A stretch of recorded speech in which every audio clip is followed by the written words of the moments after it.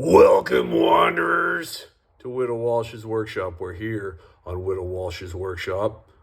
We'll whittle you what you want. Well, wanderers, guess what? We're finally framing walls, kind of. First thing we got to do, though, is get these brackets. I don't know if you remember what we were talking about with these brackets that I put back here. Some all thread. That's going to be for the mini split that's going to hang on the outside of the bus. So right now I'm drilling these 5/8 holes in the side of the bus. Again, more holes in the bus. And I'm putting in these, where did that other one go?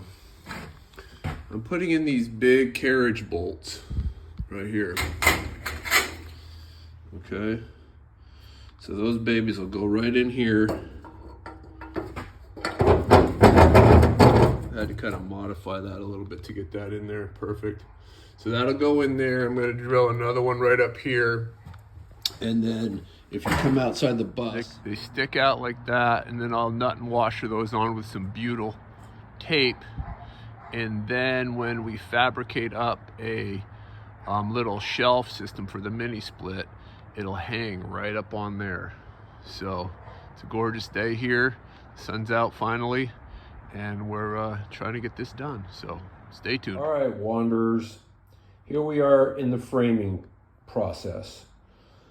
I am going to use 1 5/8" steel studs to frame this bus out, I think. I know Chuck Cassidy says that we don't need to frame walls and all that, but here's where I think I'm going to diverge from the guru, and I'm just going to go ahead and frame some walls. I'm using the metal studs because I feel like they're easier to work with when you have all these weird radiuses and things like that. Plus they're lighter, there will be a little bit more blocking and backing and hoo-hawing around with stiffening them up, but I feel like it's kind of the way to go. Plus they're super straight, and you can cut them you can cut steel studs with just some snips.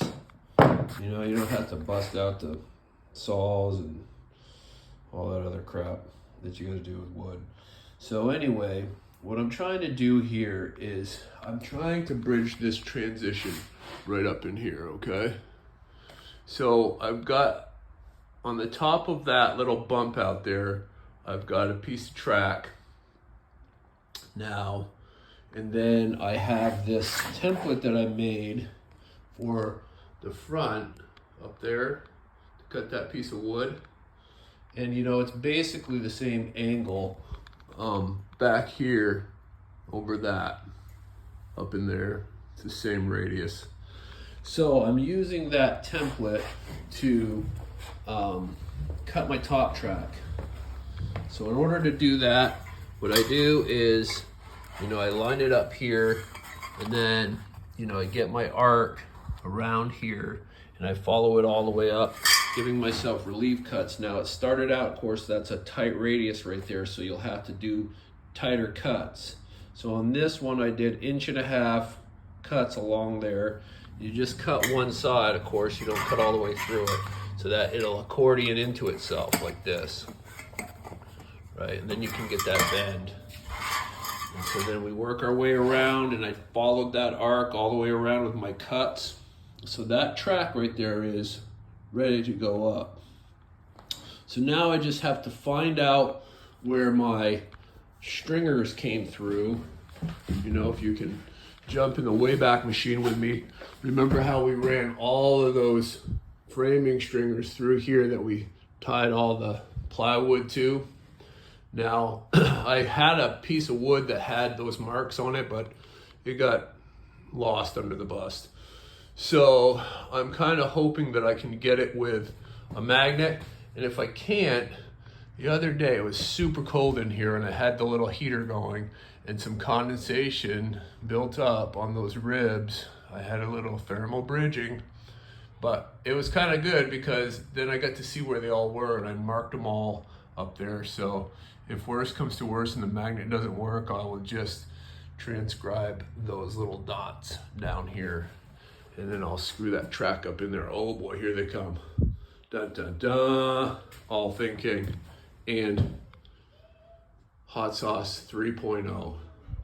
They're outside playing some basketball. They're about ready to, I'm not really sure what they're doing. They came back from the movies with Nana. All right, stay tuned. All right, Wanderers, well, we're back here. I just want to apologize for the beginning of this video. I noticed that I had a booger in my nose.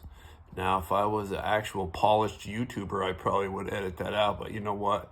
This is real life. And, you know, sometimes when you're working on a bus, you just got to work through those boogers in your nose.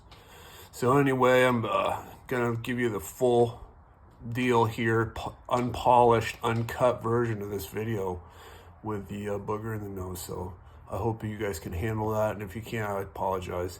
But thanks for viewing. So anyway, here we are. Let me show you what we got going on. So there is that track right there. That's how it kind of ended up playing out. And I think it worked pretty well. It just kind of goes around there like that. Now I set my laser beam up on this right here and then shot that line up to get that where it's going to hit up in there. It looks like it's pretty plumb. It's kind of hard to tell here in the bus, but I think it works out. So there's that, and what I'm doing now is I'm blocking for the plywood that I'm going to hang on this thing. I mean, I could actually run plywood into these studs, but they're light gauge, and you know, unless you have some you know, good metal screws, it doesn't really, they tend to strip out. So hence the blocking. So I'm going to put all this extra, I'm going to have a ton of these scraps from all the window cutouts and stuff like that. So if you're doing, when you're sheeting your bus, hold on to all your scraps, you know, in case you want to use it for blocking. It all comes in handy later on. So right now I'm using it as blocking. And for these blocking, you know, for this blocking detail, I just kind of, I put a little kerf on that side because as you can see on these studs right here, they have a little lip right there. So usually when you do this kind of blocking, you kerf that. And then the other side, you just gotta, well, anyway, I can't get it back in there right now, but then you gotta come in at an angle with a screw right here, boom, it holds that in, and then I'll face screw it here, boom, and I'll face screw it right here, boom, and then it's solid, you know, there's one right there. These two are done. So that's how we do that. And then when I sheet this front piece, then I'll run a screw line down through here and down through here, and then I'll do one more up through here. And this wall here, this wall for the utility room, which is, let me slow down, which is this blue tape, and hopefully this whole mess of wires falls right into this wall. And that's gonna come in, and it's a little weird because it comes in to my door hinge. So what I'm gonna have to do is I'm gonna have to kind of put a little jog in this and then frame it up this right here. So then I'll continue to frame up through here so the plywood will come across here, and I'll leave this open because that's part of the utility room and it won't really be seen. And that way if I gotta get back in there and do anything, there's a little bit of an access point.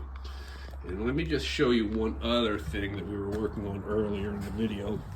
And that's how those bolts come through the bus. So those are installed. There's a lot of course I'll clean that up later, but it's watertight now because of that butyl tape. So anyway, thanks for watching and stay tuned, and maybe the next video will actually have a real wall up. All right, take care, bye.